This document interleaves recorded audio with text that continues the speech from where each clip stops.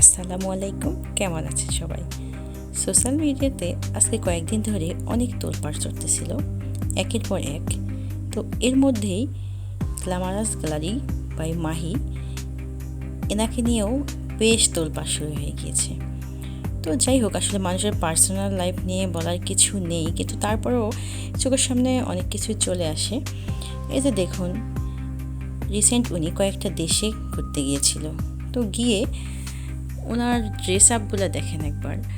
তো যাই হোক, একটা মানুষের কতটা রূপ হতে পারে সেটা এনাদেরকে না দেখলে বোঝাই যায় না। দেখেন, এখানেই ওনারা পর্দাশীল, আবার ওনারাই খোলামেলা ড্রেস। তো যাই হোক, বাইরের দেশে ঘুরতে গেলেই যে খোলামেলা ড্রেস পরতে হবে আর খোলামেলা ড্রেস পরলেই যে কেউ স্মার্ট হবে এমনটা তো না। উনি বলেছিলেন যে বাংলাদেশের মেয়েরা নাকি খ্যাত, কারণ বাংলাদেশের মেয়েরা অনেকেই খোলামেলা ড্রেস পরে না। তো ওনার কথা হচ্ছে খোলামেলা ড্রেস পরলেই মানুষ স্মার্ট। আজকে এ পর্যন্তই, দেখা হবে পরবর্তীতে। আল্লাহ হাফেজ।